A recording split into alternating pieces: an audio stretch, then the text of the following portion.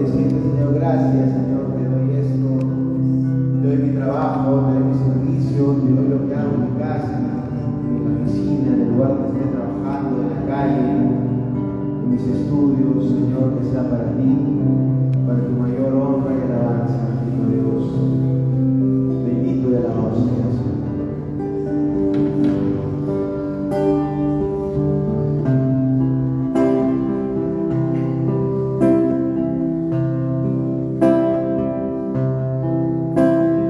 Vengo a ti, oh Señor, a rendir mi corazón.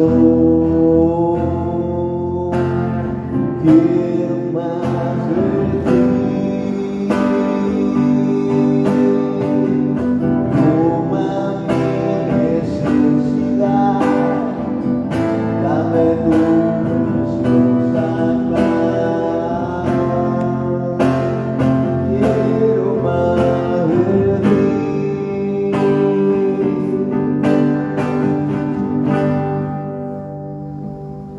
Vengo a ti, oh Señor,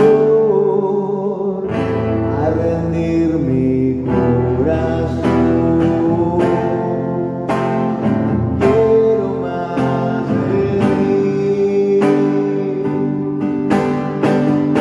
Toma mi necesidad, dame tu preciosa paz. Quiero más de ti.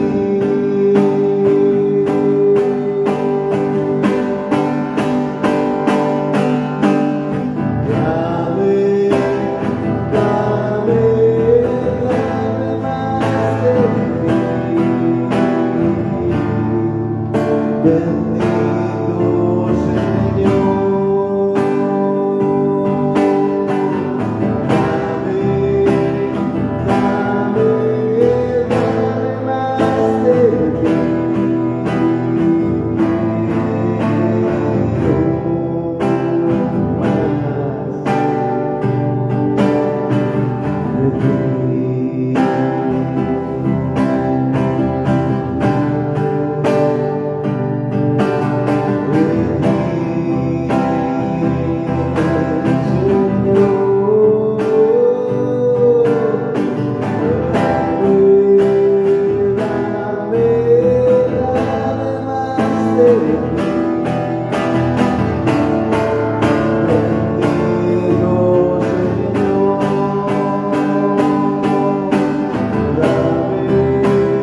Dame, dame más de ti.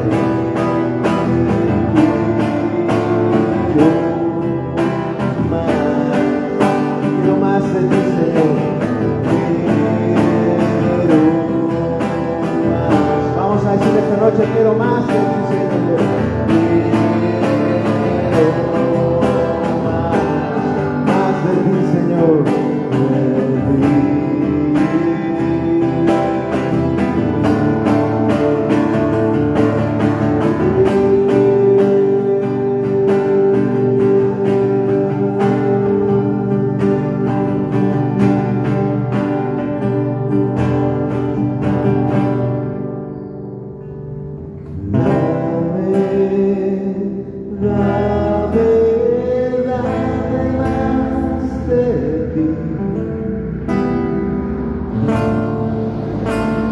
Bendito Señor, dame, dame, dame más de ti. Quiero más de ti.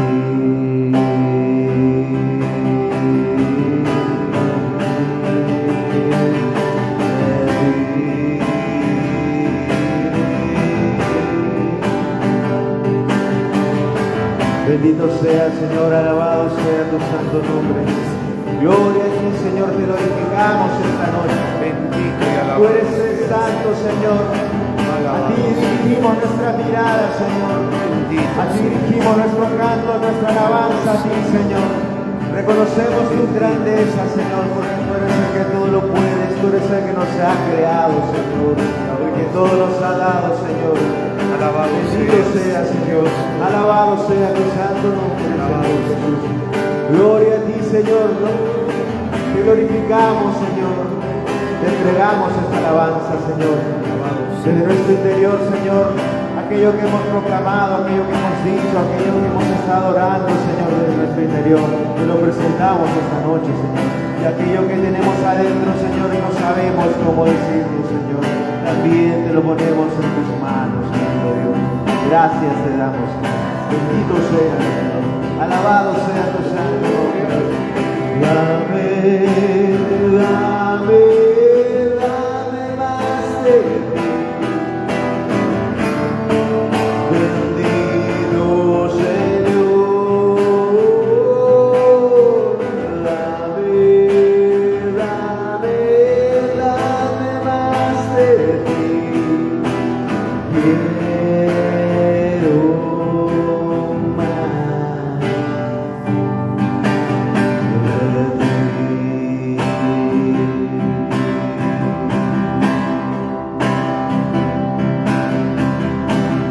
y a ti te decimos, Madre Santísima María, Dios te salve María, llena eres de gracia, el Señor es contigo. Bendita tú eres entre todas las mujeres, bendito es el fruto de tu vientre, Jesús. Santa María, Madre de Dios, ruega por nosotros pecadores, ahora y en la hora de nuestra muerte. Amén.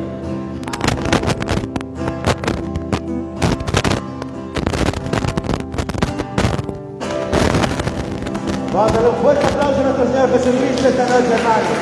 Amén.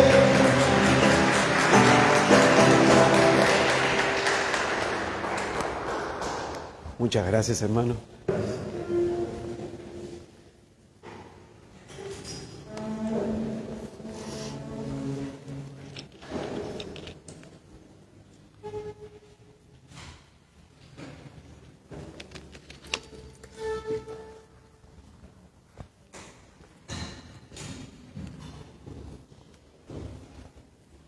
Muchas gracias. Hoy día vamos a desarrollar este esquema, así que los que le quieran sacar foto, ayuda a comprender mejor lo que se desarrolla en estas clasecitas.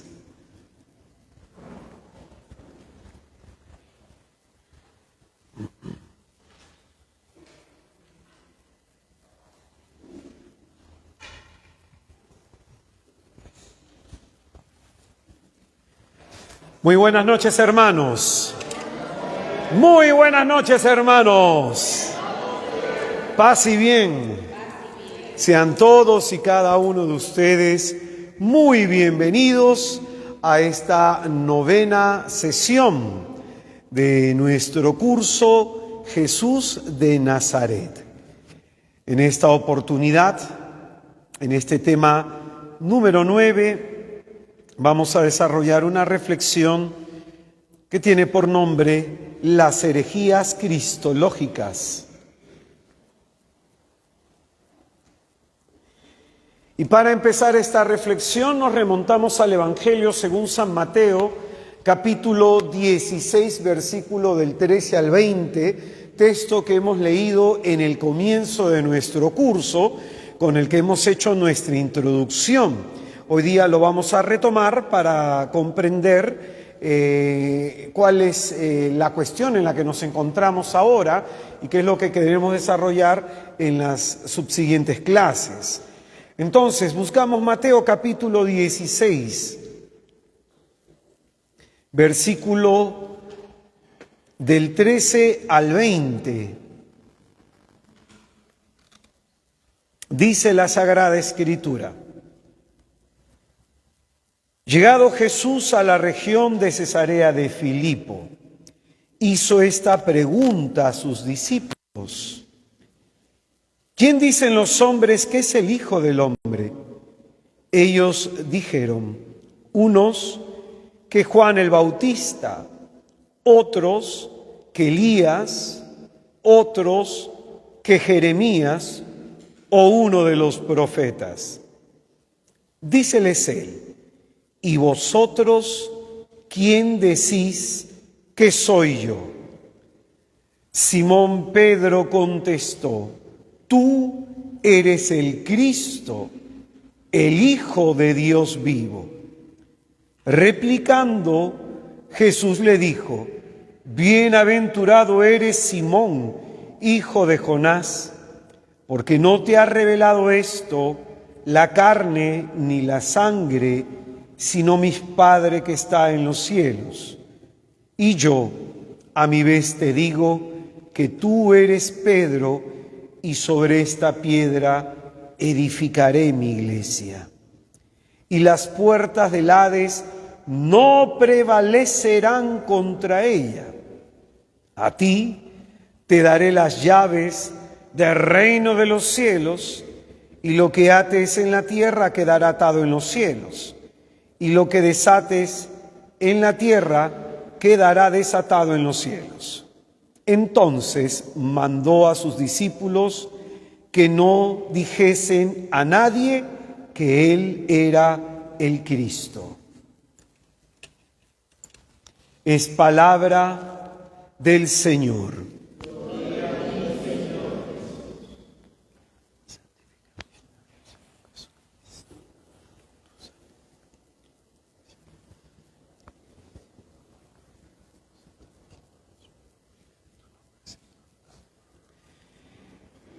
Pues bien, en el comienzo de este curso hemos enseñado que la intención, el objetivo que nos proponemos es conocer más y conocer mejor a Jesús de Nazaret.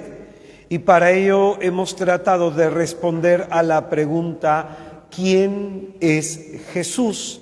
La primera parte de este curso hemos desarrollado una cristología a partir de la autoconciencia de Jesús. Cuando nosotros nos referimos de la cristología, nos referimos a una rama de la teología, a una doctrina que estudia la obra y lo enseñado por nuestro Señor Jesucristo. Es decir, ¿quién dice Jesús que es? O sea, sobre sí mismo. Hemos tratado de entender su misión, su obra, su relación con Dios. Y esta cuestión es muy importante, porque la primera parte de nuestro curso entonces hemos hecho una cristología a partir de la autoconciencia de Jesús. ¿Qué nos dice Jesús sobre sí mismo? Entonces, es importante recordar algunas cosas que hemos estado viendo. Por ejemplo, Jesús tenía una conciencia de ser el Hijo único de Dios y que Él mismo era Dios. Como por ejemplo, en el Evangelio de Marcos, en el capítulo 2, recordamos la curación del paralítico que le bajaron por el techo de la casa de Pedro. Ahí la controversia que genera esta curación es que Jesucristo escucha a las personas diciendo: ¿quién puede perdonar pecados si no es Dios solo? Y entonces en ese momento, ¿qué dice Jesús? Para que sepan que el Hijo del Hombre tiene poder en la tierra para perdonar pecados, le dice al paralítico: levántate, toma tu camilla y vete a tu casa. Esta acción de Jesucristo evidencia una cuestión, que Él es Dios. ¿Quién puede perdonar pecados sino solamente Dios? Jesús se sabía a sí mismo como el gran mensajero y revelador de la Santísima Trinidad, como por ejemplo en Mateo capítulo 11, versículos del 25 al 27, el conocer al Padre es un don que Jesucristo nos da. Ahí, en ese pasaje, se nos dice que nadie conoce al Padre sino solamente el Hijo y aquel a quien Él quisiera revelárselo. Jesucristo es el gran revelador de la Santísima Trinidad. en el capítulo 16 del Evangelio según San Mateo, nos va a revelar a la tercera persona de la Trinidad, al Espíritu Santo. Entonces es el gran revelador de la Santísima Trinidad. Y es en ese sentido que Jesucristo habla con una autoridad que corresponde al hecho de ser el Dios. Por eso es que finalmente lo ejecutan a Jesucristo. La curación que Jesucristo hizo en el capítulo 5 del Evangelio de Juan, que en su momento también lo hemos meditado, ahí lo que llegan a decir los fariseos, que al decir Jesús que es Hijo de Dios, se hace a sí mismo igual que Dios. Y este pasaje ya es impresionante. En Juan 14, del 8 al 27, en los últimos discursos de despedida de Jesucristo, ahí Él va a decir lo siguiente, que Él y el Padre son una misma cosa. Entonces, como decíamos en el comienzo, la cristología que hemos desarrollado a partir de la autoconciencia de Jesús, es decir, lo que Jesús mismo dice sobre Él en los Evangelios, nos habla de su misión, nos habla de su obra y nos habla de su relación con Dios. ¿Amén? Pues bien, acordémonos que habíamos enseñado que Jesucristo no dice abiertamente que Él es el Mesías. ¿Y por qué Jesús no dice abiertamente que Él es el Mesías? Porque Él espera que a partir de la experiencia personal, por lo que vemos y oímos, podamos nosotros confesarlo como nuestro Salvador. Amén. Por eso en el pasaje que hemos leído, en el versículo 20, se nos dice esto: mandó a sus discípulos que no dijesen a nadie que Él era el Mesías, porque Jesús, a través de la experiencia personal, quiere que lo descubramos, a partir de la evidencia que lo acredita como el Mesías. Habíamos señalado, por ejemplo, la respuesta contundente que Jesucristo va a darle a los discípulos de Juan el Bautista en Lucas capítulo 7, versículos del 18 al 23. Dice: sus discípulos llevaron a Juan todas estas noticias. Entonces él, llamando a dos de ellos, los envió a decir al Señor: ¿eres tú el que ha de venir o debemos esperar a otro? Llegando donde él, aquellos hombres dijeron: Juan el Bautista nos ha enviado a decirte, ¿eres tú el que ha de venir o debemos esperar a otro? En aquel momento curó a muchos de sus enfermedades y dolencias y de malos espíritus, y dio vista a muchos ciegos. Y le respondió: id y contad a Juan lo que habéis visto y oído. Los ciegos ven, los cojos andan, los leprosos quedan limpios, los sordos oyen, los muertos resucitan. Se anuncia a los pobres la buena nueva, y dichoso aquel que no halle escándalo en mí. Pues bien, este pasaje es muy aleccionador. La Escritura nos muestra que algunos discípulos de Juan el Bautista no tienen claro si Jesús es el Mesías. No es que Juan dudara. Juan envía a sus discípulos donde Jesús para que de esta manera la respuesta de Jesús de alguna manera les convenciera y decidieran hacerse seguidores de Cristo. Es en ese sentido que la respuesta de Jesús no va directamente a la pregunta que ellos le plantean: ¿eres tú el que tenía que venir o debemos esperar a otros? Y la respuesta de Jesús es la siguiente: en aquel momento curó a muchos de sus enfermedades y dolencias, de malos espíritus, y devolvió la vista a los ciegos. Y respondió: id y contad a Juan lo que habéis visto y oído. Esto es muy importante, porque el evangelista San Lucas va a poner esta expresión en boca de Juan y en boca de Pedro. Nosotros no nos podemos callar lo que hemos visto y lo que hemos oído. ¿Qué significa esto? Que cómo acceder a ese conocimiento de Jesús como el Salvador si no tenemos una experiencia personal con Él. Podemos nosotros haber oído, pero lo que nos cambia es el encuentro personal. El encuentro personal. Y es en ese sentido que no debemos nosotros conformarnos con haber conocido en algún momento a Jesús. Yo tuve un retiro con el Señor hace 28 años, pero no me conformo después de 28 años con solo ese encuentro. Quien en su corazón no tiene la inquietud de querer saber más de Jesús, de querer conocer más al Señor de manera más profunda, es porque ese encuentro muy probablemente se ha apagado y probablemente estas dudas de estos discípulos de Juan aparezcan también en tu corazón.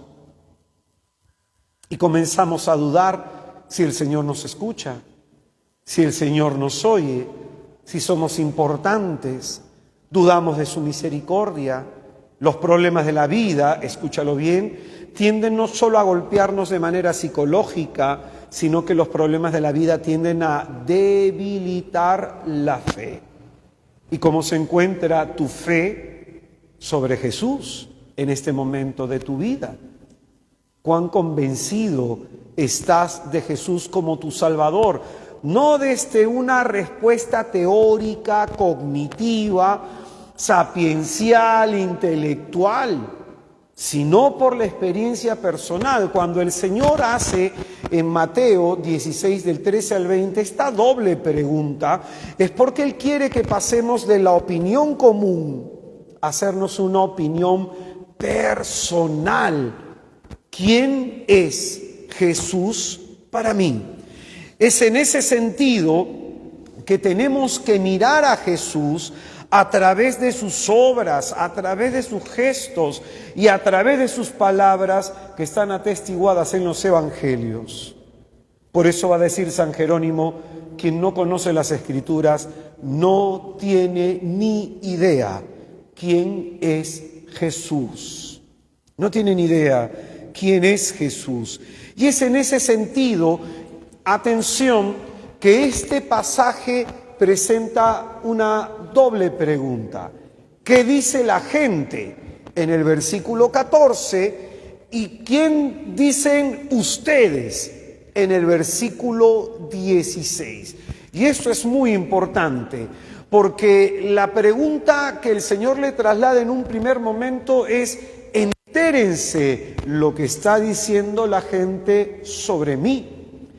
Y cuando responden los apóstoles, ¿qué es lo que dice la gente? Que Jesús es Jeremías, que Jesús es Elías, que Jesús es Juan el Bautista. Es decir, están hablando ¿de qué? De profetas. Pero acá viene la cuestión: Jesús es más que un profeta. Y en nuestro tiempo se está poniendo al mismo nivel a Mahoma, se está poniendo al mismo nivel a Buda, y se está poniendo al mismo nivel a otros fundadores de otras religiones con Jesús de Nazaret. Y ciertamente respetamos nosotros a nuestros hermanos musulmanes, a nuestros hermanos budistas, pero Jesucristo es más que un profeta. Es más que un profeta. Es el Hijo de Dios que ha resucitado de entre los muertos por el poder del Padre, por su propio poder y por el poder del Espíritu Santo. Entonces se presenta la primera respuesta como una respuesta equivocada. Como una respuesta equivocada. Y lamentablemente el diálogo interreligioso que se está dando en nuestro tiempo a nivel de la Iglesia, a nivel de la Iglesia católica con otras religiones, Es un diálogo en donde sí hay que escuchar a los hermanos, porque hay cosas muy importantes que podemos nosotros aprender de ellos, pero no hay que renunciar a esta verdad.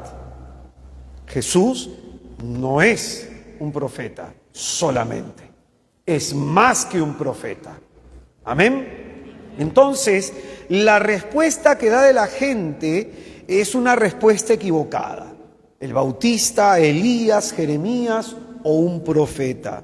Y esto de pronto nos permite ver la confusión que hay en aquellos que no siguen a Jesús de cerca. Ojo con eso. Solamente son 120 discípulos los que siguen a Jesús de cerca. Pero Jesús se rodea por una multitud impresionante, como ya en su momento le hemos enseñado, seguidores, simpatizantes, pero en último término los discípulos. En la multiplicación de panes estamos hablando de un universo de 30.000 personas que van en pos de Jesús, pero no todos los que están en pos de Jesús buscan hacerse discípulos de Cristo. De todos los que nos encontramos acá en esta noche, no necesariamente todos los que estamos acá somos discípulos. Consideramos a Jesús como nuestro maestro. Una cosa es llamarle así y otra cosa es dejarte formar por Jesús. Otra cosa es aceptarlo en tu corazón y seguirlo. No es lo mismo. Decía que, por ejemplo, los seguidores son aquellos que le siguen porque están a la expectativa de un milagro, que Jesús haga algo por ellos. Los simpatizantes son aquellos que le siguen porque les parece interesante lo que Jesús tiene que decir. Pero ¿quiénes son los discípulos? Los que le reconocen como su Salvador y han decidido hacerse discípulos de Él y han entrado en ese proceso formativo con Cristo. Entonces, por eso esto es muy importante, porque todo ese gran número de seguidores, de simpatizantes, toda esa gran muchedumbre se equivoca cuando se le pregunta quién es Jesús. Y vamos a poner un ejemplo. Un día hablaba con unos amigos míos que son católicos y estábamos hablando sobre el tema de Jesús y que es verdadero Dios. Yo les explicaba, yo decía, no, porque Dios es uno. Y no lo entendían.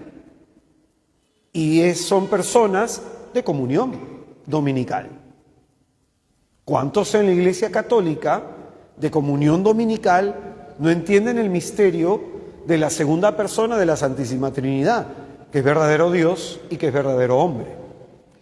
Y la vez pasada hablaba con unas personas en un grupo, en una comunidad, y esto te puede haber pasado a ti cuando has escuchado a algunos hermanos a orar en voz alta, has escuchado de pronto que hay una confusión, que a Jesús le llaman Padre, o al Padre le llaman Hijo, y hay una especie de mezcolanza entre el Padre, el Hijo y el Espíritu Santo, y no entienden la Trinidad. Un día estaba escuchando yo una predicadora que decía: oh Padre Santo, te damos gracias porque tú, Jesús bendito, haces todas las cosas, tú eres el creador de todo, y por eso, Padre, tú que eres el Espíritu, y comenzaba a decir algunas cosas que ya rayaban con lo que es una herejía. ¿Y por qué? Se sigue a Jesús de lejos, no de cerca. ¿Quién dice la gente que soy yo? Y luego pregunta: ¿quién soy yo para ustedes? Entonces la pregunta es: ¿quién es Jesús para ti? Lo que tú digas de Jesús se tiene que ver reflejado en tu vida. Lo que tú digas sobre Jesús se tiene que ver reflejado en tu manera de vivir. Por ejemplo, si yo digo que Jesús es mi Salvador y vivo en fornicación, ¿en qué grupo me encontraré? ¿En los que siguen a Jesús de lejos o los que lo siguen de cerca? Si digo que Jesús es mi Señor y soy una persona envidiosa, mentirosa, soberbia, o soy simplemente una persona que no quiere trabajar sinceramente en su conversión, ¿en qué grupo estaré? Entonces, esta cuestión es muy importante. No te olvides que también Judas Iscariote era llamado del grupo de los 12 y lo terminó negando y traicionando. Entonces, la confusión que puede haber en muchas personas dentro de la iglesia, la confusión que puede haber en mucha gente. Por ejemplo, la vez pasada escuchaba en un simposio a una monjita que decía: oh Dios, que eres padre y madre. Y dice: Dios bendito, Dios bendito. Tú porque eres Dios padre y madre. O la vez pasada estaba en una parroquia, no voy a decir el nombre, y estaban haciendo una misa en honor a Dios Padre, porque ellos están tratando de promover de que haya una misa exclusiva en donde se hable de la paternidad de Dios. Y por Dios, esta persona no entiende que todo lo que se hace en la Eucaristía y en la liturgia va dirigido al Padre, como fuente y culmen de toda la Trinidad. Entonces hay muchos que se encuentran acá, que su fe aún tiene oscuridad, que su fe aún tiene esta oscuridad. Entonces, Jesús es más que un profeta. Viene a continuación la respuesta de Pedro en el versículo 16. Y la respuesta de Pedro expresa la fe de la Iglesia católica. Esta es la fe en la que eres bautizado. Pedro responde por todos los apóstoles y responde también por nosotros. Nadie contradice a lo que Pedro ha dicho. No hay un Santiago, no hay un Juan que dice: no, Pedro, Jesús no es el Cristo, no es el Hijo de Dios vivo. Entonces, todos los apóstoles están de acuerdo con la respuesta del apóstol Pedro. Por eso, la respuesta del apóstol Pedro expresa la fe de la iglesia, que Jesús es el Cristo, el Hijo de Dios vivo. Vamos a analizar un poco esta respuesta del apóstol. Pedro, en representación de toda la comunidad apostólica y en representación de la iglesia, responde dos cosas. La primera: tú eres el Cristo, y la segunda: el Hijo de Dios vivo. La primera respuesta nos va a hablar de la naturaleza humana de Cristo. Nos va a hablar de su naturaleza humana. Y esto nos remite a la encarnación. Esto es muy importante, ¿eh? ¿Se acuerdan que hemos estudiado la encarnación? El objetivo de por qué el Señor se encarnó, cómo fue la encarnación. Entonces, esto es muy importante. La respuesta, tú eres el Cristo, tiene que ver en relación con la naturaleza humana de Jesucristo, que nos remite a la encarnación. Vamos a leer Mateo capítulo 1, versículos del 18 al 21. La generación de Jesucristo fue de esta manera. Mira cómo empieza. La generación de Jesucristo fue de esta manera. Su madre María estaba desposada con José, y antes de empezar a estar juntos, ellos se encontró encinta por obra del Espíritu Santo. Acá hago un paréntesis. Un día escuché a una monja española, me parece, que decía que después de la encarnación, ¿no?, de realizada la encarnación, la Virgen Santísima se unió carnalmente a San José, su esposo, ¿no? Que eso es lo más natural y que eso es lo más conveniente. Y cuando yo escuchaba a esta mujer, de pronto yo pienso, ¿no?, nunca ha leído siquiera el catecismo y no habrá pensado siquiera en San Agustín, que llama a María la siempre Virgen. Virgen antes, Virgen durante y Virgen después, la siempre Virgen. Entonces, aquí la Escritura nos muestra algo que es muy importante. Antes de, dice la Escritura, la generación de Jesucristo fue de esta manera: su madre María estaba desposada. Estamos hablando de las primeras nupcias. El matrimonio judío tenía dos momentos. En el primero era el desposorio, y el segundo momento, más o menos para que lo entiendas, ¿ya? A veces tú has leído estos textos apocalípticos de los evangelios que dicen que Jesucristo va a venir como el novio, ¿no?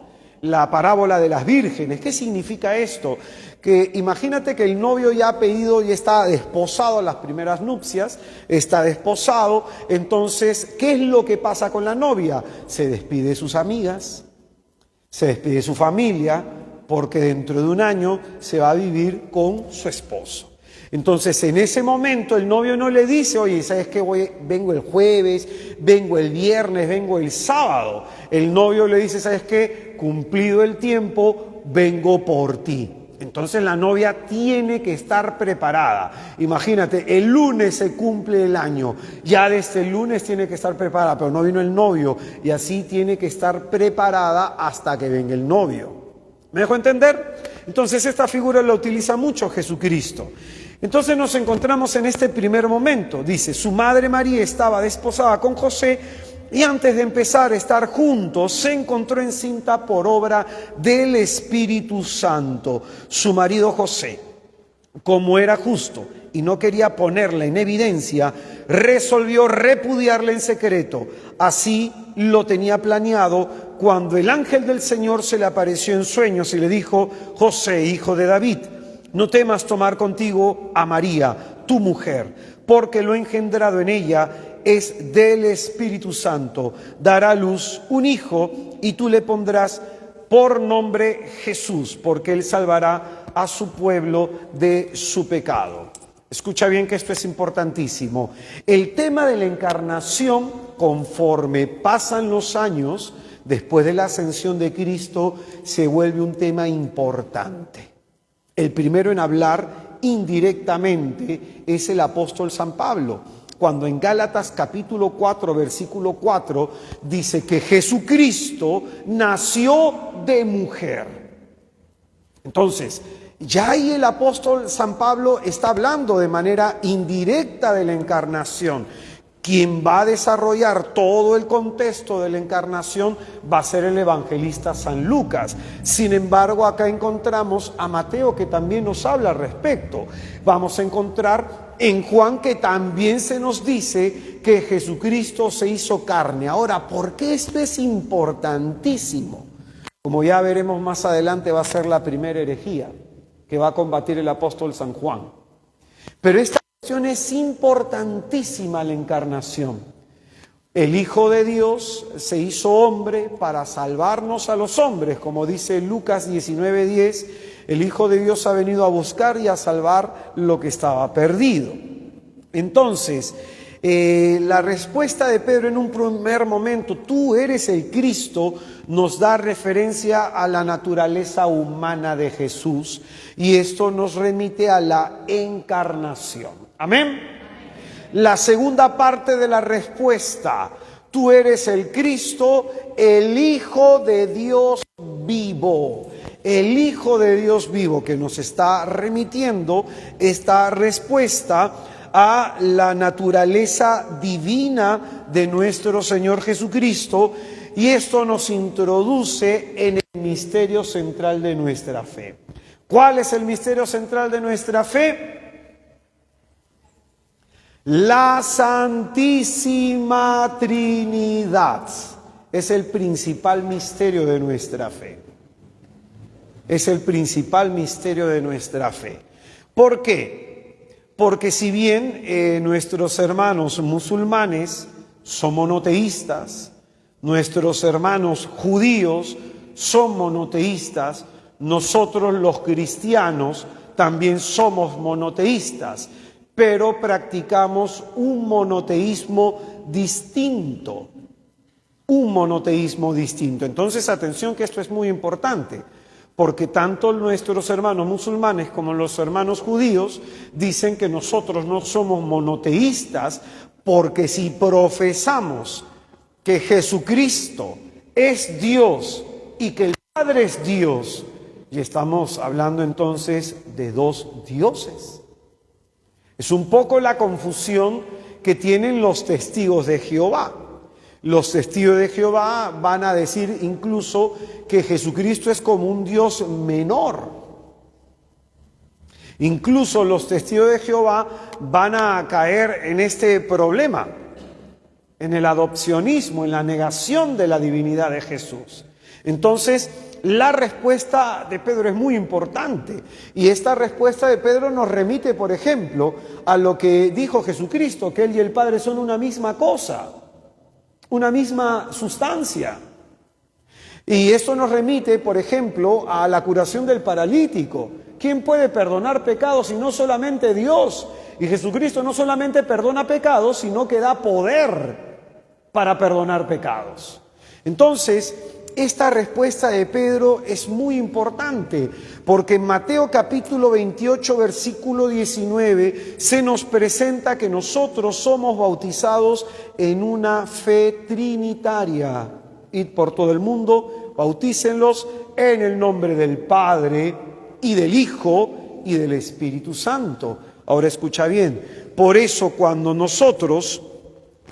una persona de otra denominación cristiana, luterano, calvinista, pentecostal, etcétera, pasa a la Iglesia Católica, esa persona no es vuelta a bautizar. Porque en las otras denominaciones cristianas existe un sacramento. Ojo con eso, ¿ah? Ojo con eso. En la Iglesia Católica están los 7. En algunas iglesias protestantes hay uno. Pero, por ejemplo, ¿no? En la iglesia de los testigos de Jehová no hay ninguno. Si un testigo de Jehová tiene que bautizarse. Tiene que bautizarse. Lo suyo no es verdadero bautismo. Entonces, por eso esta cuestión es muy importante, ¿ah? Es muy importante. Nosotros somos bautizados en una fe trinitaria. En una fe trinitaria.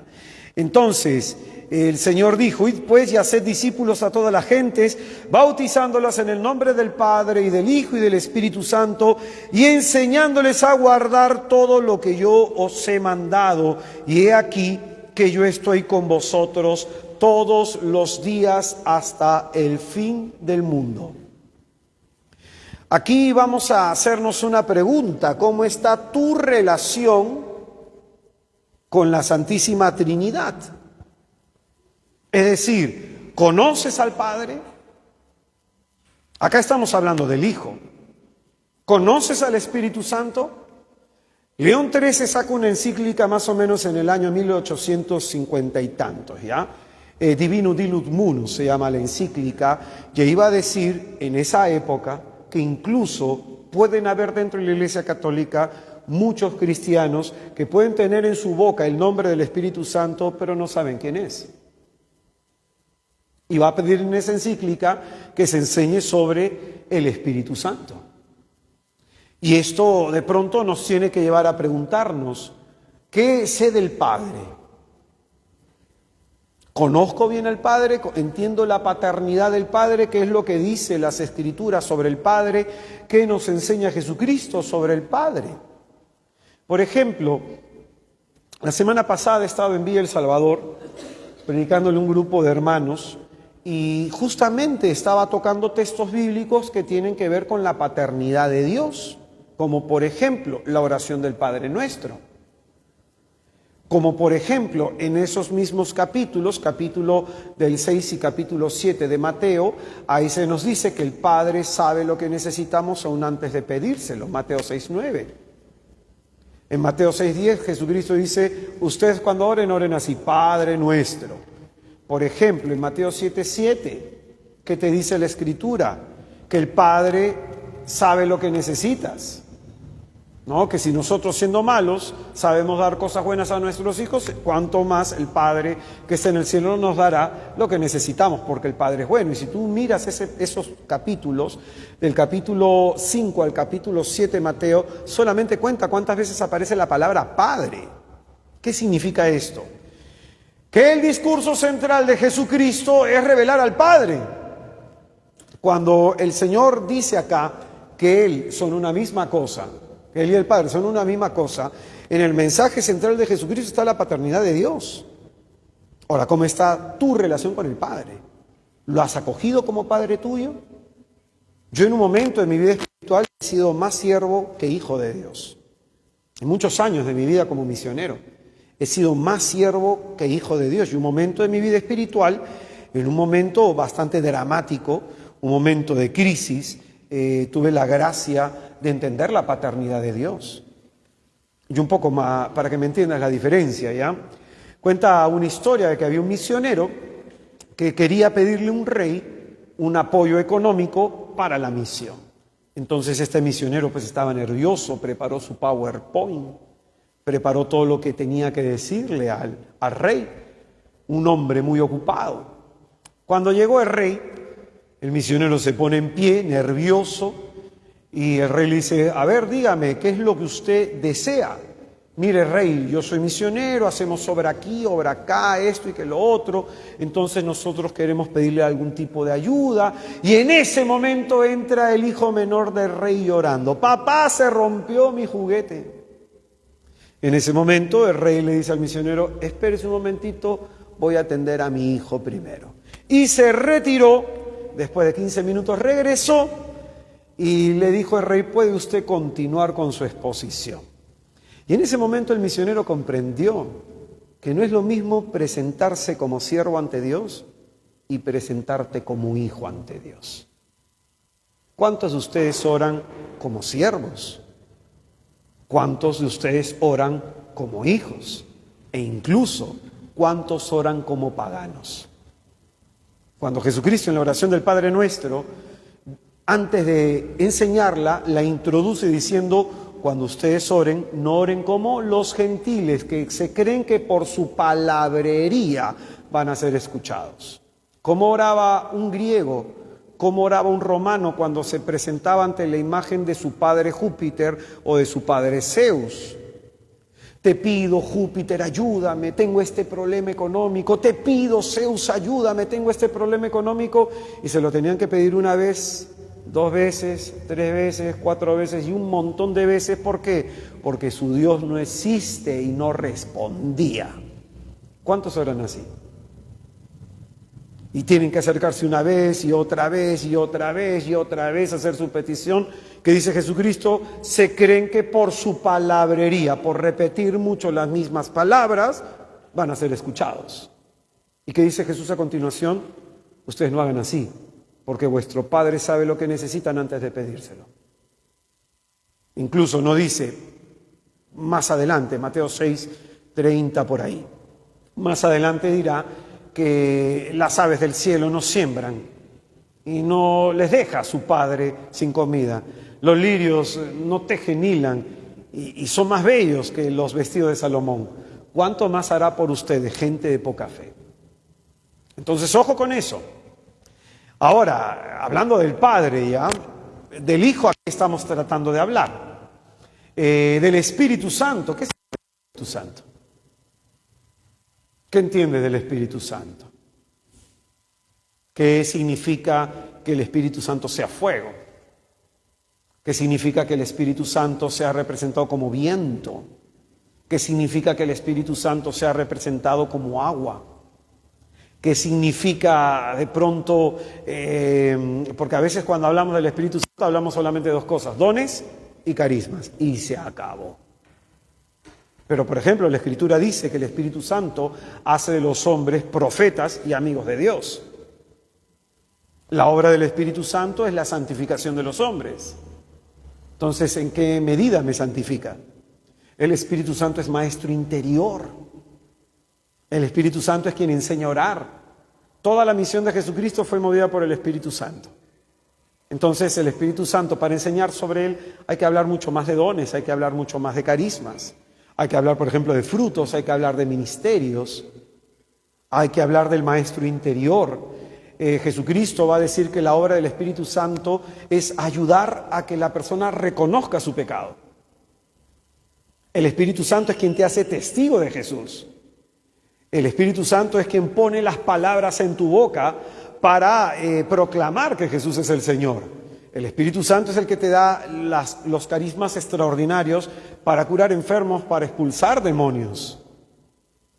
Y la pregunta es, ¿hemos recibido el Espíritu Santo? En el bautismo. Hemos sido ungidos en la confirmación. Entonces, ¿cómo está nuestra relación con el Espíritu Santo? Entonces, es muy importante esta cuestión. Algo que es interesante, los hermanos de la Renovación Carismática Católica, es de que ellos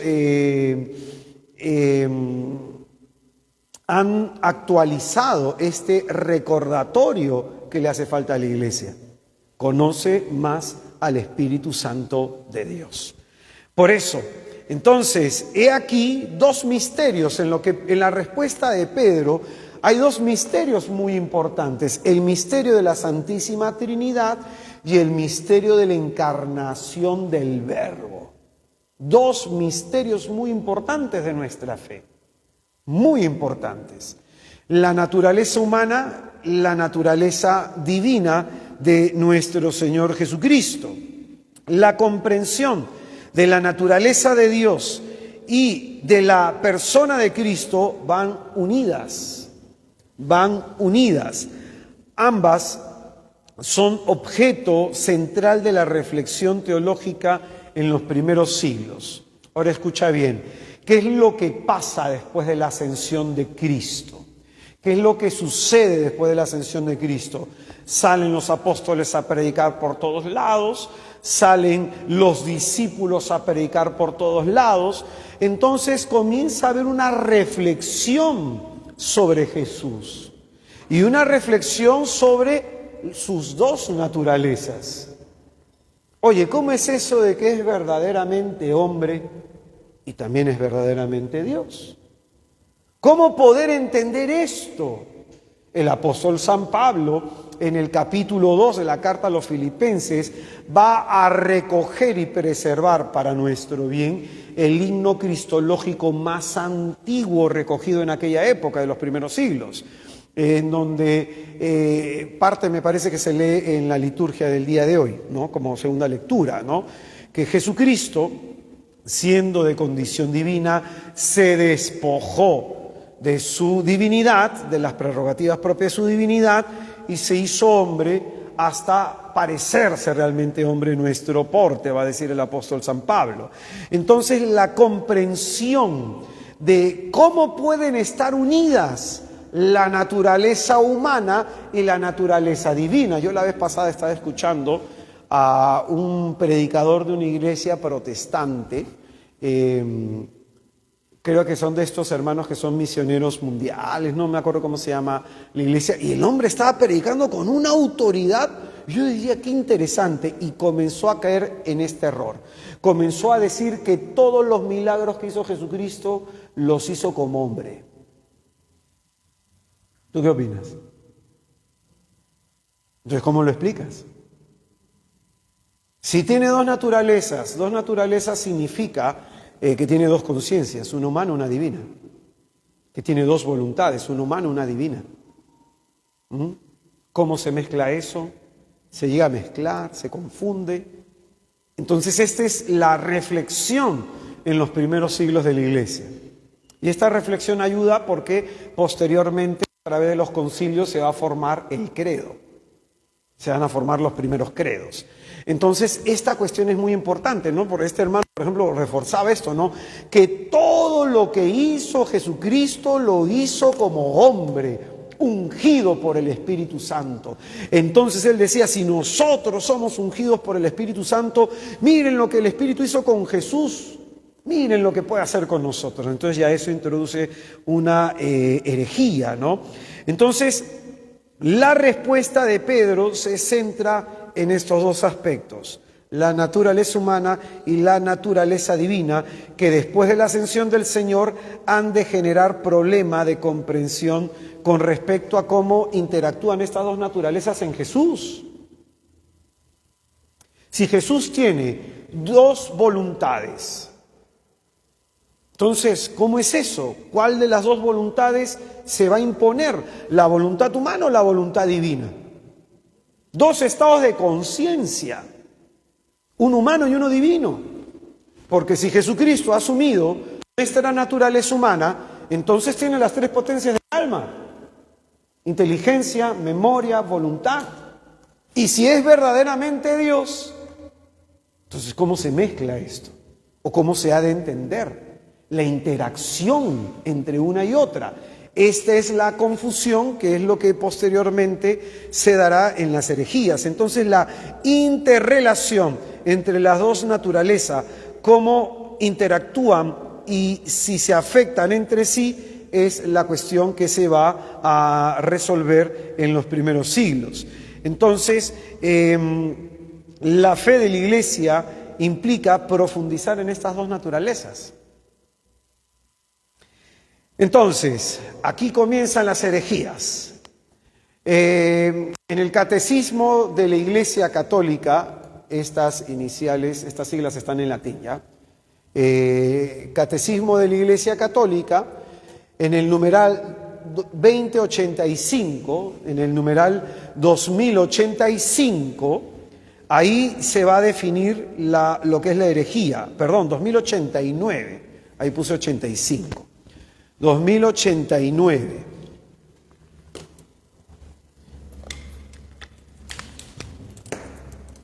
En el numeral 2089, ahí se va a definir el tema de la herejía. Ya vamos a escuchar qué es una herejía para que lo comprendamos. Se llama herejía la negación pertinaz, escucha bien esto, la negación pertinaz después de recibido el bautismo de una verdad que ha de creerse con fe divina y católica o la duda pertinaz sobre la misma. Escucha bien. Entonces, una herejía consiste en que un bautizado comienza a dudar de esto. En este caso estamos hablando de herejías cristológicas. Podemos hablar de herejía trinitaria, ¿ya? Pero acá vamos a hablar de herejías cristológicas. Entonces, un bautizado tiene serias dudas si Cristo es verdaderamente Dios. Lo ve nada más como hombre, porque en la cruz del Calvario, como dice Santo Tomás de Aquino en el himno Adoro te devote, en la cruz del Calvario se esconde la divinidad y se manifiesta la humanidad. Y en la Eucaristía se esconde tanto la humanidad como la divinidad de Jesucristo. Entonces, una persona que tiene dudas serias sobre la identidad del Señor, sobre su naturaleza humana o su naturaleza divina, comienza a dudar la persona. Ahora acá viene la cuestión. Alguien le explica. Sigue dudando. Otra vez se le explica. Sigue dudando. Y otra vez se le explica. Y decide mantenerse en ese estado de duda. Esa es la herejía. No, por ejemplo, que yo ahorita diga algo y me equivoco. Después alguien me corrige y le digo, tienes razón, me equivoqué. Porque como estos son misterios que nos sobrepasan, podemos equivocarnos. No lo entendemos. Nos falta, por ejemplo, términos, nos falta palabras como para poder comprender este misterio. Entonces podemos equivocarnos.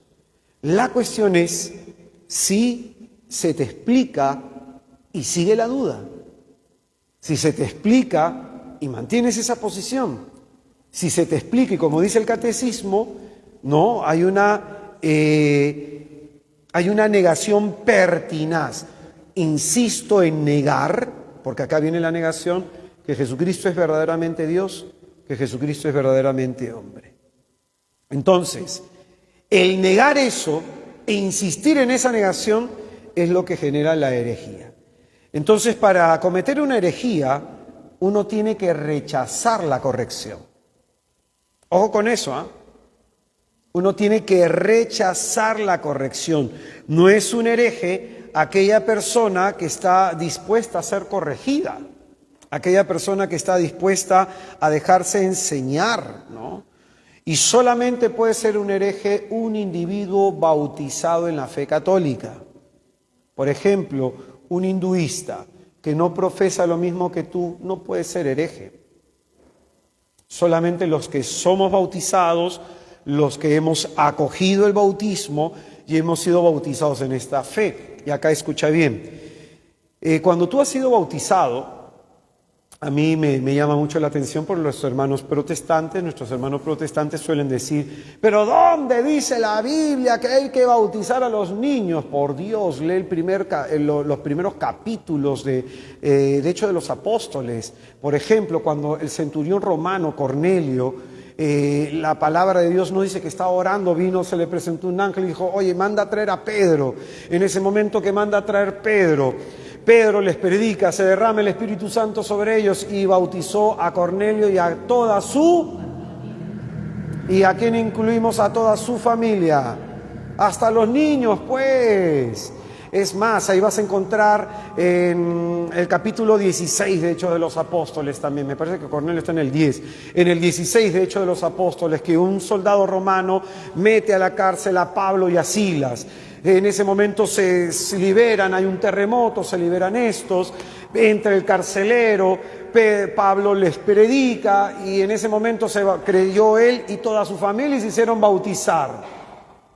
Entonces ahí se habla pues del bautizo, ¿no? La cuestión es esta, cuando tú has sido bautizado de pequeño, aquí hay una cuestión importantísima, tu padre te tuvo que haber catequizado y Dios le va a pedir cuentas por eso.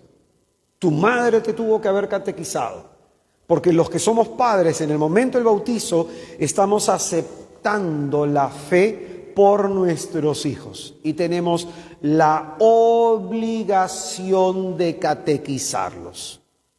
Entonces, en el día del juicio se nos va a pedir cuentas de eso. Porque si nuestros hijos no son creyentes, ¿culpa de quién es? Qué terrible, ¿no? Qué terrible peso en el día de nuestro juicio. Entonces, los padres somos quienes tenemos que ir explicándole estas cosas a nuestros hijos. Por ejemplo, a mi hijo le hablamos más de Jesús. El Espíritu Santo todavía no lo entiende, dice la palomita. Y ya más o menos del Padre, por ahí le tratamos de enseñar, ¿no? Pero cuando tú y yo hemos sido bautizados, nuestros padres han tenido que habernos catequizado. Pero una vez que tenemos conocimiento, que hemos recibido la primera comunión, ya también es nuestra responsabilidad de conocer a la Santísima Trinidad. Yo en mi vida espiritual he tenido momentos, primero muy cristocéntricos, después otro momento de la paternidad de Dios, muy intensa, y momentos del Espíritu Santo, ¿no? Que es sobre quien más estoy estudiando en esta época de mi vida espiritual. Tengo un libro así de grueso, hermano. Nada más 500 paginitas, ¿no? 500 paginitas. Por ejemplo, la vez pasada me conseguí un libro sobre la Santísima Trinidad en el día de hoy, ¿no? Unas 200 paginitas. Pero depende de nosotros. Quizás tú no te estudiaras 500 paginitas, pero sí te puedes estudiar 10, ¿o no? Y te las lees en una noche de insomnio, ¿eh? Hasta con esquema, mapa conceptual y toda la cuestión. Entonces, esto significa que aquellos que no practican el bautismo no son herejes, sino definitivamente nosotros que hemos creído en el Señor. Finalmente, entonces, la cuestión herética se da cuando uno no acepta la corrección. ¿Amén? Entonces, la herejía cristológica se da, escucha bien, la herejía cristológica se da cuando se acentúa o la humanidad o la divinidad de Jesús, porque al acentuar la humanidad, ¿qué se perjudica? La divinidad. Y al acentuar la divinidad, ¿qué se perjudica? La humanidad. Ese es el problema. Aristóteles va a hablar del justo medio. Y por eso van a entrar algunos conceptos griegos, algunas terminaciones griegas, para ayudarnos a entender el misterio de Jesús. En la actualidad hay todo un debate al respecto. Ya esto va a ser te lo digo como información, porque todo sirve, ¿no? En la actualidad hay algunos teólogos que dicen que deberíamos nosotros renunciar a las terminaciones griegas que nos explicaron en los primeros siglos de la Iglesia esta cuestión de la humanidad y la divinidad de Jesús. Y que en la actualidad, cuando evangelizamos nosotros, por ejemplo, África, o cuando evangelizamos zonas de Oriente, Asia, o cuando evangelizamos a gente que no es de nuestra latitud, deberíamos renunciar a esas terminaciones. Y aquí es interesante porque Benedicto XVI opinó al respecto, dijo que se hizo necesario en ese momento la cultura griega que nos ayuda a explicar nuestra fe cristiana. Entonces esto es muy importante. ¿Por qué? Porque los primeros concilios que explican esto son concilios griegos. Es la iglesia que está en la iglesia de habla griega, no los latinos. Después hemos venido los latinos con San Agustín, Tertuliano y otros más, pero al principio han sido los griegos. Entonces esto te lo digo así como información general, pero fíjate, en un primer momento se acentúa más o la humanidad o la divinidad. Entonces, no se comprende o no se acepta ¿qué cosa? La encarnación. Aquí está el problema. Aquí está el problema. ¿Cómo Dios se hizo hombre? Ahí está el problema. El no comprender, el no aceptar la encarnación. Y esto, ahora atención, el estudiar la encarnación en los primeros siglos, ¿qué va a permitir? Comprender la importancia trascendental del papel de la Santísima Madre de Dios. De ahí va a surgir la Mariología, ya en los primeros siglos. Entonces, entender la encarnación es una cuestión clave, por eso es que voy a dejarles tarea, ¿ya? Voy a dejarles tarea. Tranquilos, hermanos, sencillito, facilito, las respuestas van a ser sencillitas. Yo no te voy a complicar la vida, pues, hermano, ¿no? La idea es que vengas en la próxima clase. Entonces, las primeras herejías negaron más la humanidad que la divinidad de Jesús. Escucha eso, ¿ah?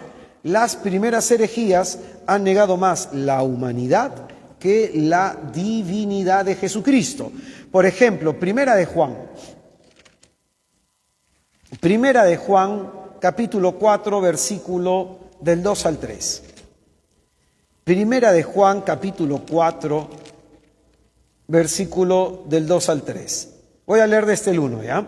Dice: queridos, no os fiéis de cualquier espíritu, antes bien, examinad si los espíritus son de Dios, pues muchos falsos profetas han venido al mundo. En esto conoceréis al Espíritu de Dios. Todo espíritu que confiese a Jesucristo venido en carne mortal es de Dios, y todo espíritu que no confiese a Jesús no es de Dios. Ese tal es del anticristo, de quien habías oído que tenía que venir. Entonces, en Primera de Juan 4, del 1 al 3 que hemos leído hasta el 4, el problema está en esto, en la negación de la encarnación. Se niega a Jesucristo venido en carne. Por eso acuérdate, Gálatas 4:4 de San Pablo, en la plenitud de los tiempos que hizo Dios, envió a su Hijo. ¿Pero cómo lo envió? Nacido de mujer. Entonces esa parte es muy importante, muy importante. Entonces la encarnación es el problema fundamental que crea la cuestión problemática de la cristología. Por ejemplo, en Juan capítulo 1, en el versículo 14, ¿qué se nos va a decir? Que el Verbo ha puesto su morada entre nosotros. El Verbo se hizo carne y habitó entre nosotros. Entonces esta cuestión es muy importantísima, porque ¿te acuerdas que te había explicado el prólogo de Juan? En el principio era el Verbo. El Verbo estaba junto a Dios. Y el Verbo estaba junto a Dios porque el Verbo era Dios. Y luego desde ese versículo nos saltábamos a esto. Y el Verbo se hizo carne y puso su morada entre nosotros. ¿Cómo se hizo carne? A través de la encarnación que nos explica Lucas, capítulo 1, versículo del 26 al 35. Del 26 al 35. Vamos a darle una leidita para que nos ayude la Escritura a reforzar estas ideas que son muy importantes. Dice: al sexto mes envió Dios al ángel Gabriel a una ciudad llamada Nazaret, a una virgen desposada con un hombre llamado José, de la casa de David. El nombre de la virgen era María, y entrando le dijo: alégrate, llena de gracia, el Señor está contigo. Este primer término, llena de gracia, ¿qué está diciéndonos? La iglesia ha leído en ese versículo la redención de María. Por ejemplo, un día escuchaba a un hermano protestante decir, oye, pero María tuvo que ser redimida. Sí, María fue redimida, pero no como nosotros. Dus Scoto va a hablar sobre el dogma de la Inmaculada.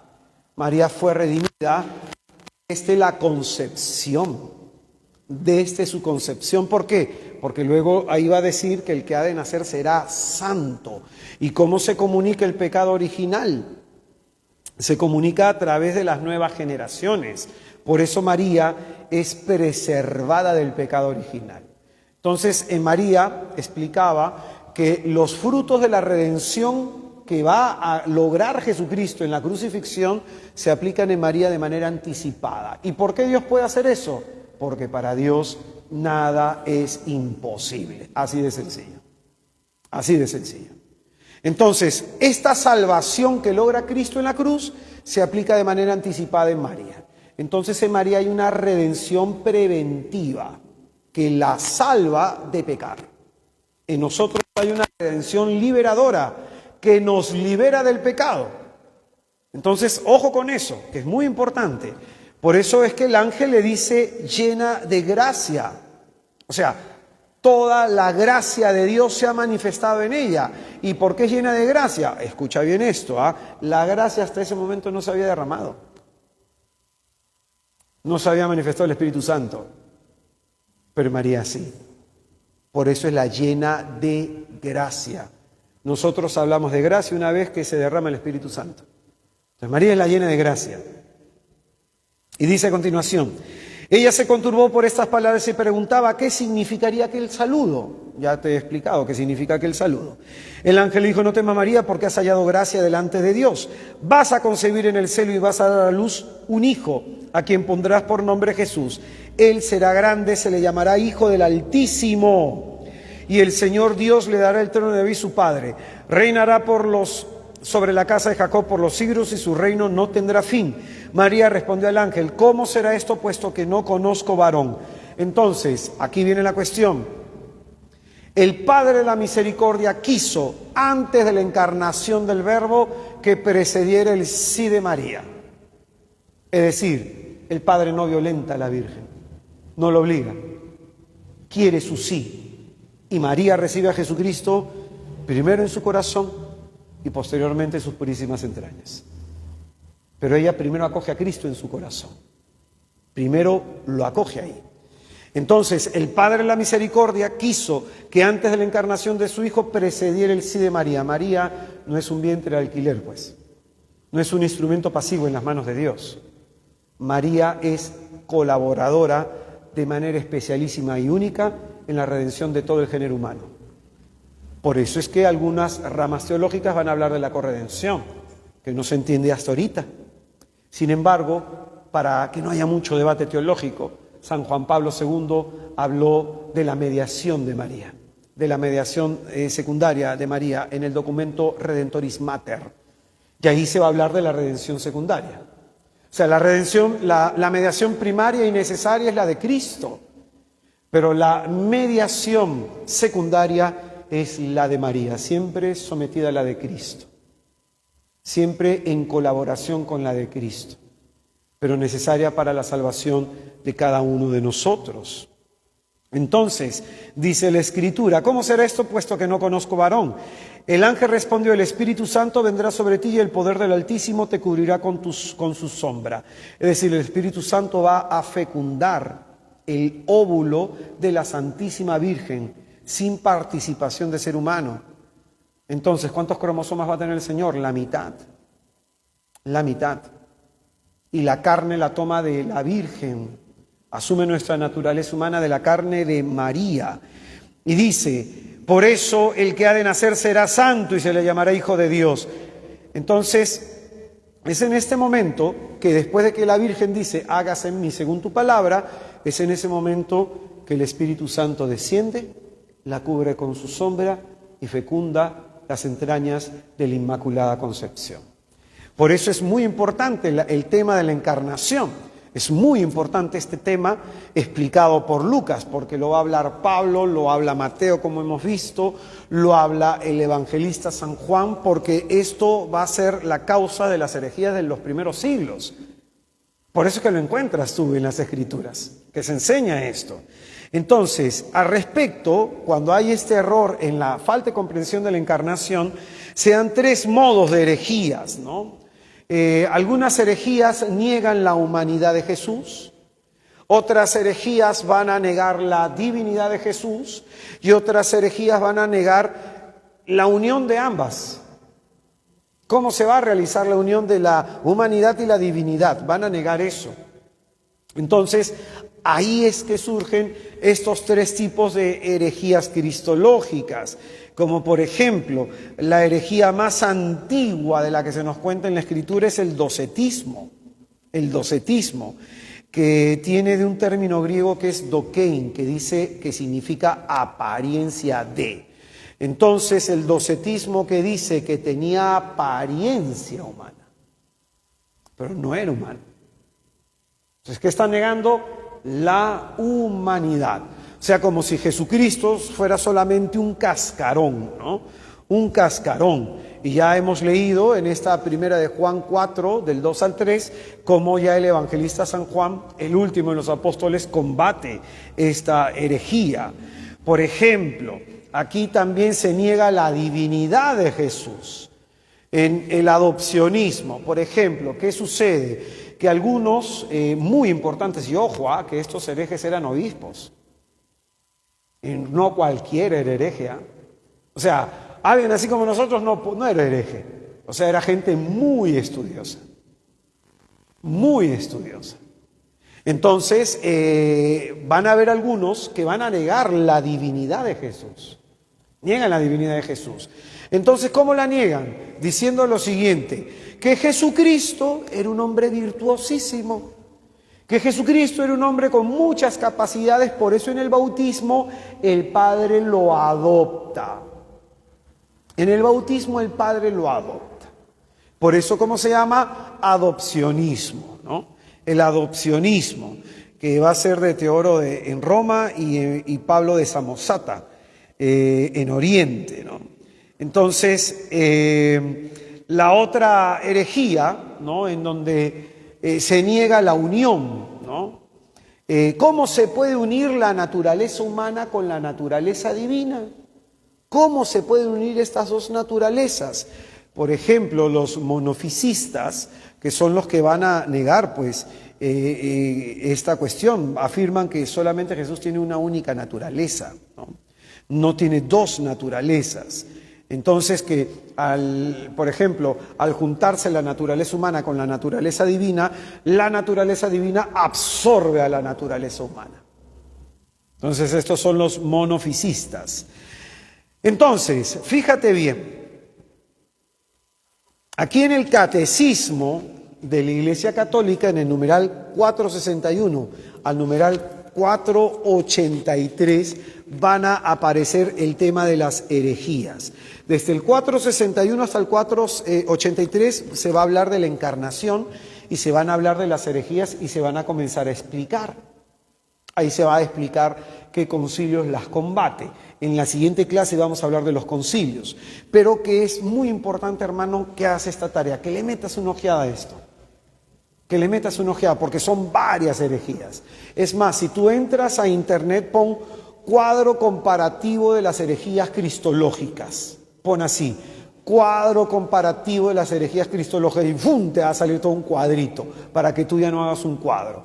Entonces agarras, te lo imprimes y te mandas a leer esto. Entonces, mira, esta niega la humanidad.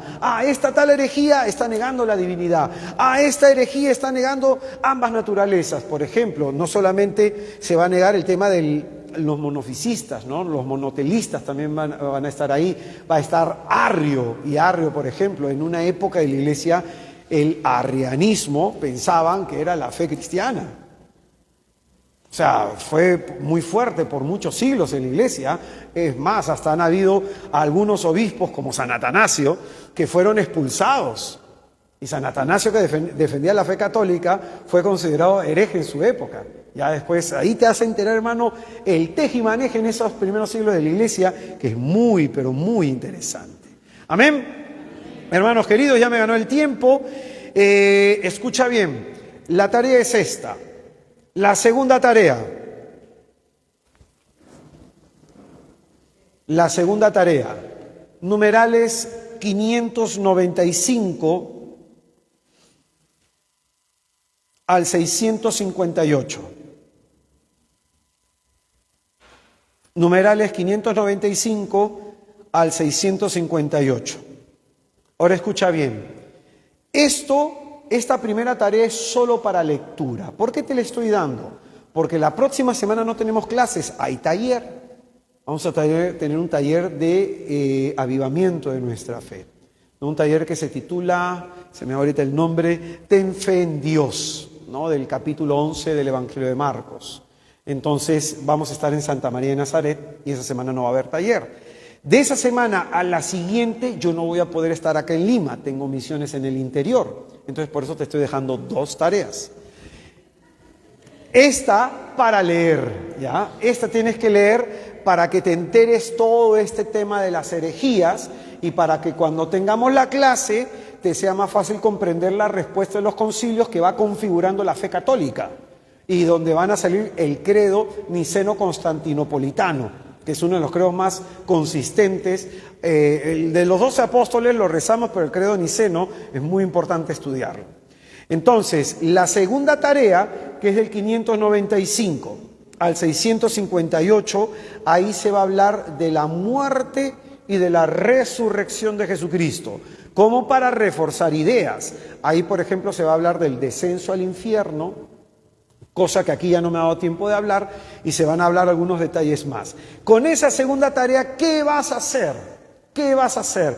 Vas a hacer de pronto un comentario, ¿ya? Un comentario. Una vez que lees todos esos numerales en una hoja A4, por delante y por detrás, ¿ya?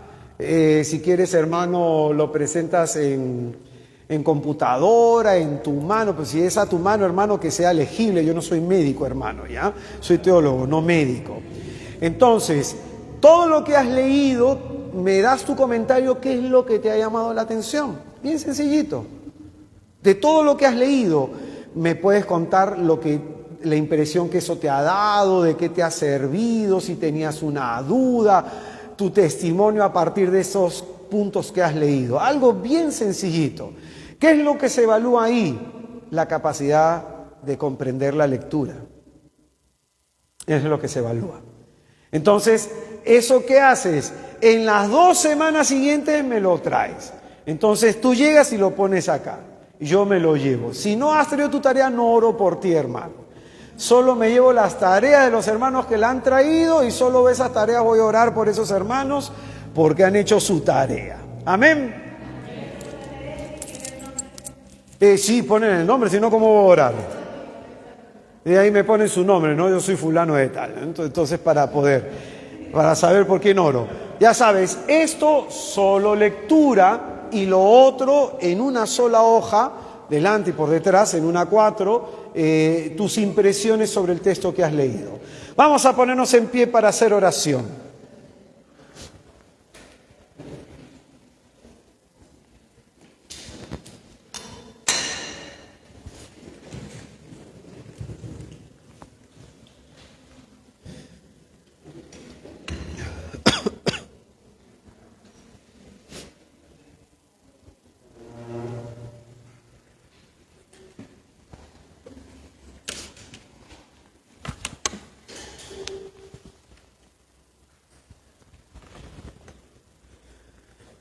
Vamos a invocar a la Santísima Trinidad sobre nosotros en el nombre del Padre, y del Hijo, y del Espíritu Santo. Amén.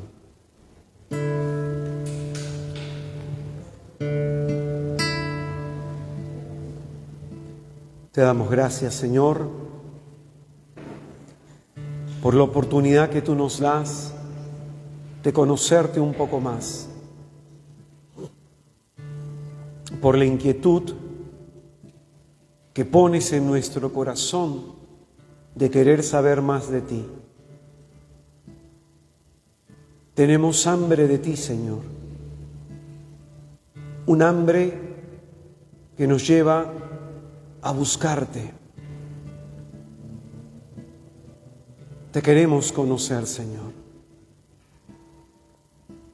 Queremos conocer y experimentar tu amor.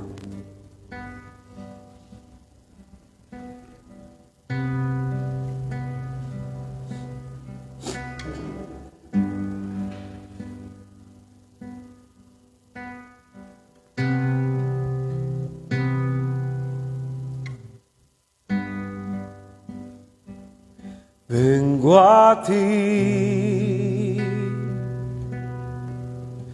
cansado y sin fuerzas para andar.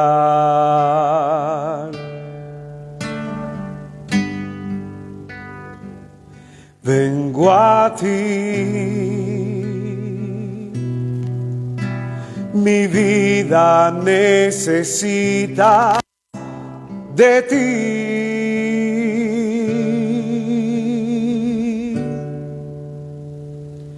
Mi Jesús, te necesito tanto, tanto, pues sin ti yo nada valgo. Mi Dios, mi Jesús, te necesito tanto, tanto, pues sin ti yo nada valgo. Mi Dios,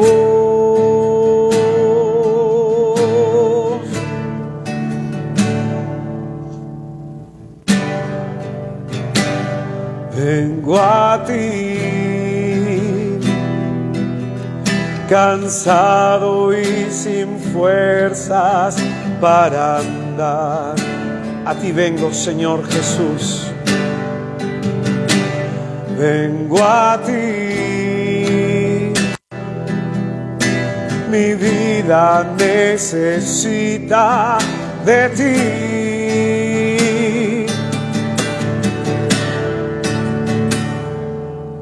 Mi Jesús, te necesito tanto, tanto, pues sin ti yo nada valgo. Mi Dios, mi Jesús, te necesito tanto, tanto, pues sin ti yo nada valgo. Mi Dios,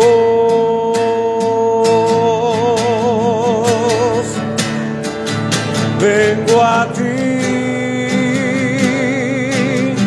con un hambre tan profunda de tu amor. ¿Quién llenará mi vida si no eres tú? Tu amor me hace falta, tú me haces falta, Jesús.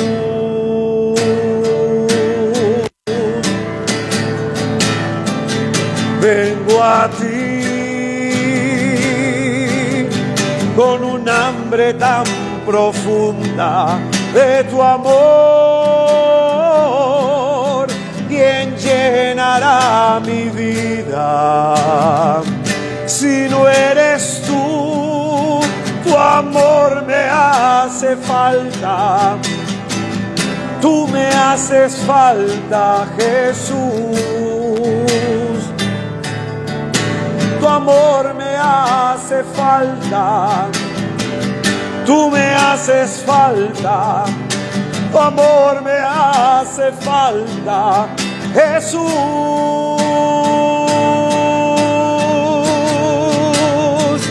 Vengo a ti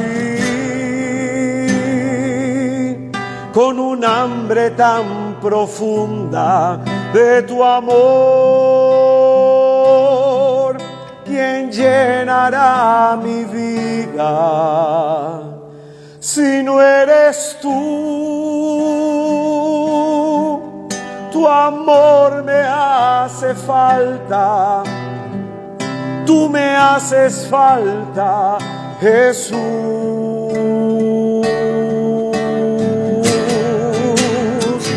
Vengo a ti con un hambre tan profunda de tu amor. ¿Quién llenará mi vida si no eres tú? Tu amor me hace falta, tú me haces falta, Jesús. Tu amor me hace falta, tú me haces falta, tu amor me hace falta, Jesús.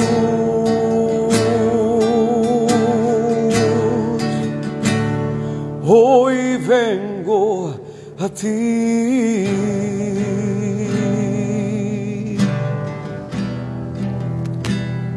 Tú nos haces falta, Señor, más que cualquier cosa en esta vida. Tú nos haces falta, Señor.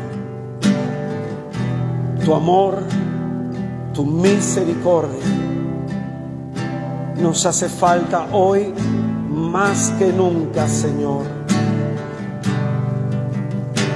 Permítenos acercarnos a ti.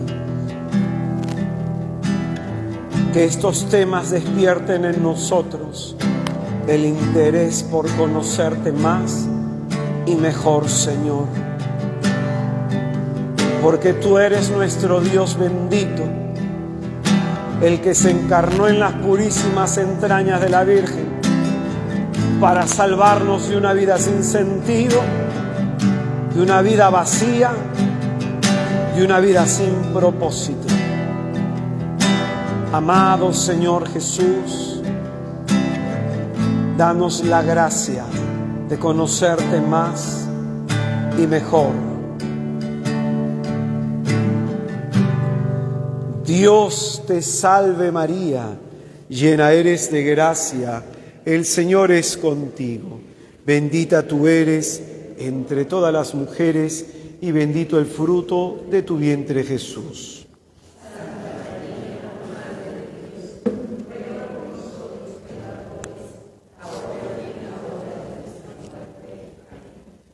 Ave María Purísima,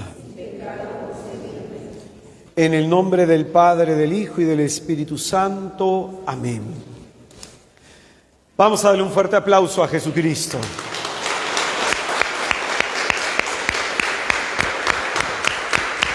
Hermano, toma asiento un momentito nada más, por favor.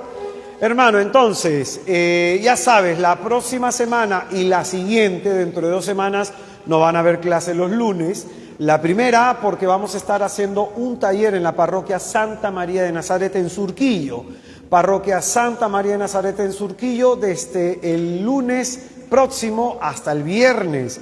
Son 5 días en donde vamos a hablar sobre la fe. ¿Cómo está tu fe, hermano? Que no termine este año sin avivar tu fe. Amén. Y también, hermano, vamos a estar este día miércoles en la parroquia Santa María Madre de la Paz, que queda pasando la Universidad Ricardo Palma para la mano derecha. Pasas el puente de la Panamericana Sur, doblas a la derecha, urbanización San Ignacio de Monterrico. Vamos a estar dando una charla para parejas. Una charla de sanación para parejas en donde vamos a hablar sobre cómo encender el amor, cómo encender la relación de pareja. El mes pasado hemos hablado de un tipo de amor que se llama amor vacío. Un amor en donde no hay pasión, un amor en donde no hay romance, es un amor en donde solamente hay compromiso. Y ese amor no llena ni satisface a nadie. Entonces, ¿cómo encender nuestra relación de pareja? Este miércoles, empezamos allá con misa de 7, la charla empieza a las 8:15. Amén. Entonces, este miércoles estamos en la parroquia Santa María Madre de la Paz, charla para parejas, y la próxima semana, de lunes a viernes, en Santa María de Nazaret en Surquillo, con la charla Ten Fe en Dios. Y de ahí ya saben, catecismo, las 2 partes que se ha dejado y lo traen por escrito. Amén. Hermano mío, aquí hay algunos temitas que te pueden interesar, los temas del cursito, al final también los puedes encontrar para que así tengas toda la colección y ayudes a otros a conocer más a Jesús.